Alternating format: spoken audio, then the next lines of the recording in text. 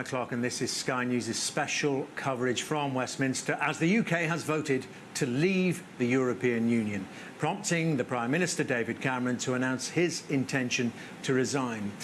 Mr Cameron spoke shortly after the final numbers of the vote were announced and has been meeting the Queen at Buckingham Palace to explain to Her Majesty directly his decision. Well, the vote to leave caused wild celebrations for the Out campaign, and its leader, one of its leaders, Boris Johnson, paid tribute to the Prime Minister as the race to succeed him has already started. Well, let's take you through the sequence of events, and this is the final result of the EU referendum. All the votes well and truly counted, and overall the United Kingdom voted by 51.9%, nearly 52% to 48.1% to leave the European Union in terms of vote numbers. And this is, of course, what counted. Bulk votes. It wasn't like a general election. Every vote counted.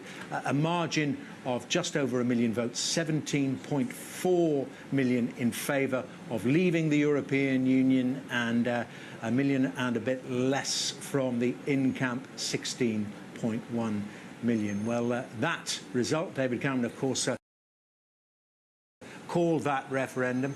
That result led the Prime Minister to announce his intention to stand down. Here's how he did it. Good morning, everyone. The country has just taken part in a giant democratic exercise, perhaps the biggest in our history. Over 33 million people from England, Scotland, Wales, Northern Ireland and Gibraltar have all had their say. We should be proud of the fact that in these islands we trust the people with these big decisions. We not only have a parliamentary democracy, but on questions about the arrangements for how we're governed, there are times when it is right to ask the people themselves, and that is what we have done. The British people have voted to leave the European Union, and their will must be respected. I want to thank everyone who took part in the campaign on my side of the argument, including all those who put aside party differences to speak in what they believed was the national interest. I fought this campaign in the only way I know how, which is to say directly and passionately what I think and feel, head, heart and soul. I held nothing back. I was absolutely clear about my belief that Britain is stronger, safer and better off inside the European Union. And I made clear the referendum was about this and this alone, not the future of any single politician, including myself. But the British people have made a very clear decision to take a different path. And as such, I think the country requires fresh leadership to take it in this direction. I will do everything I can as Prime Minister to steady the ship over the coming weeks and months. But I do not think it would be right for me to try to be the captain that steers our country to its next destination. This is not a decision I've taken lightly, but I do believe it's in the national interest to have a period of stability and then the new leadership required. There is no need for a precise timetable today, but in my view, we should aim to have a new Prime Minister in place by the start of the Conservative Party conference in October. Now the decision has been made to leave, we need to find the best way. And I will do everything I can to help. I love this country, and I feel honoured to have served it. And I will do everything I can in future to help this great country succeed. Thank you very much.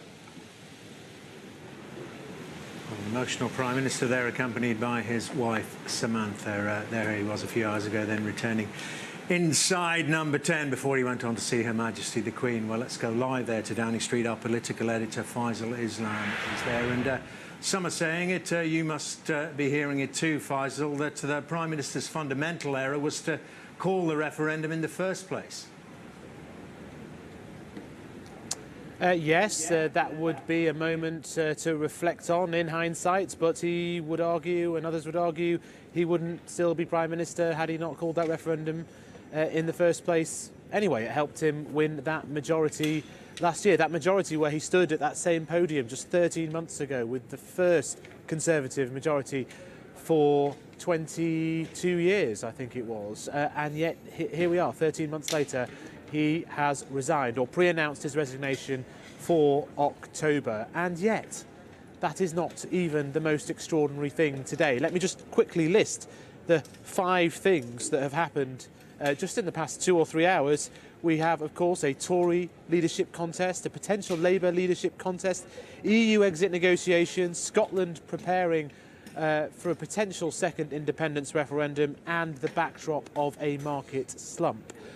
What David Cameron was getting at in his speech was that he still believes that his warnings about turmoil, I think, were correct. He doesn't believe that that was Project Fear, and some will see some support for that argument in the market turmoil. But we now have a complicated European negotiation.